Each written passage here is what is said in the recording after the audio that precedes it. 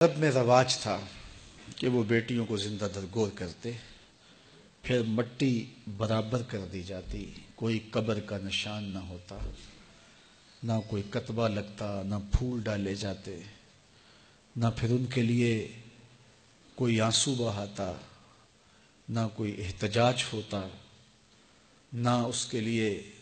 اس دور میں کوئی موم بتی جلانے والی آنٹیاں تھیں کہ جو اس کی یاد مناتی۔ سب سے پہلے جس پاکیزہ وجود نے بیٹیوں کے حق میں آواز اٹھائی اس کا نام محمد عربی ہے صلی اللہ علیہ وسلم۔ دنیا کے سامنے بیٹیوں کی عزت رکھی، بیٹیوں کا وقار رکھا۔ قیامت کے دن جب میدان حشر لگے گا تو آپ جانتے ہیں سب سے پہلا سوال نماز کا ہوگا اور سب سے پہلا فیصلہ قتل کا ہوگا، اور ان میں ترجیحاً ان بچیوں کا کیس پہلے لایا جائے گا جو زندہ درگور کر دی گئی، اور احکم الحاکمین کا دربار ہوگا۔ ظالم مجرم باپ کھڑے ہوں گے، اللہ ان بچیوں سے سوال کرے گا تمہیں کس جرم میں قتل کیا گیا، تمہارا قصور کیا تھا۔ اسباب جرم تو مجرم سے پوچھے جاتے ہیں نا کہ تم نے یہ جرم کیوں کیا۔ علماء فرماتے ہیں کہ ان بیٹیوں کے ظالم باپ اس قابل نہیں ہیں کہ اللہ ان سے بات بھی کرے، اس لیے ان سے نہیں پوچھا جا رہا، ان بچیوں سے پوچھا جا رہا ہے بے ذنب قتلت، تمہیں کس جرم میں قتل کیا گیا، کیا قصور تھا کہ تمہارے ظالم باپ تمہیں زندہ درگور کر گئے۔ میں کل سے یہ سوچ رہا ہوں کہ ایک عدالت تو ان بچیوں کی لگے گی اور ایک اور عدالت لگے گی جس میں زینب بھی کھڑی ہوگی، اور اللہ زینب سے بھی پوچھے گا کہ 7 سال کی معصوم شہزادی جس کی زندگی نوچی گئی، جس کی آبرو نوچی گئی، اور پھر تمہیں قتل کر کے کوڑے میں پھینک دیا گیا، تیرا کیا جرم تھا کہ ظالم وحشی درندے نے، جنسی بھیڑیے نے تیرے ساتھ یہ بدترین سلوک کیا کہ زبان اس سلوک کی کہانی بیان کرنے کا بوجھ نہیں اٹھا رہی۔ تو اس کا جواب سب کو دینا پڑے گا، اس کا جواب آیان اقتدار کو بھی دینا پڑے گا، اس کا جواب ہمارے انتظامی اداروں کو بھی دینا پڑے گا، اس کا جواب معاف کیجئے منبر و محراب کے اوپر بیٹھ کر کے ذات کی لڑائیاں لڑنے والوں کو بھی دینا پڑے گا،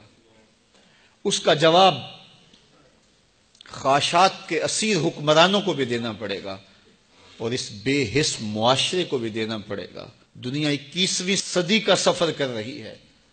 اور کیا ہم پلٹ کے پھر دور جہالت میں چلے گئے ہیں؟ ایک تو یہ المیہ کہ 7 سال کی معصوم کلی مسل دی گئی، لیکن دوسرا المیہ میرا یہ ہے کہ وہ جو جنسی درندہ وحشی بھیڑیا 7 سالہ بچی کو اپنی ہوس کا نشانہ بناتا ہے، وہ چھانگا مانگا کے جنگلوں سے نکل کر آیا ہوا کوئی جانور تو نہیں تھا، وہ کسی بل سے نکلا ہوا سانپ تو نہیں تھا، وہ اسی معاشرے کا فرد تھا۔ اس کو کسی ماں نے جنم دیا، کسی باپ کی آغوش تربیت میں رہا، کسی درس گاہ میں بھی گیا ہوگا، اس کے دوستوں کی بھی ایک سوسائٹی ہوگی، اس کے گھر کے قریب کوئی مسجد ہوگی جہاں کبھی کبھار وہ خطبہ جمعہ کے لیے شاید چلا جاتا ہو۔ کیا ان میں سے کوئی ایک بھی نہیں تھا جو اس کو درندہ بننے سے روک کے انسان بنا دیتے؟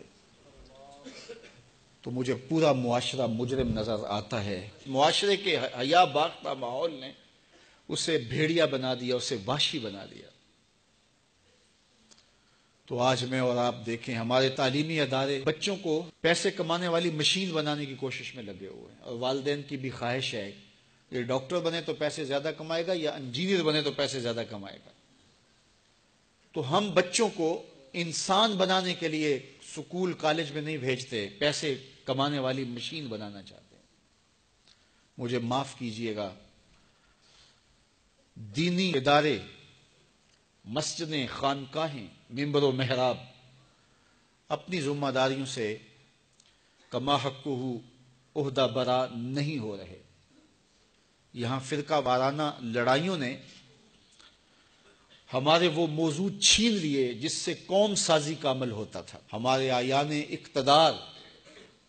ہمارے منبر و محراب، ہماری دانشگاہیں،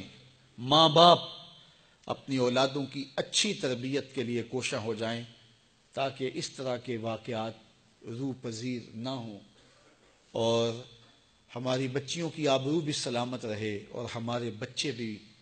جنسی درندے نہ بنیں۔ حکمرانوں کی شکلیں دیکھیں، ان کے مکروہ چہرے دیکھیں اور ان کے رسمی بیان دیکھیں، پھر احتجاج کرنے والوں کو گولیوں کی بوچھاڑ سے بھون دینا،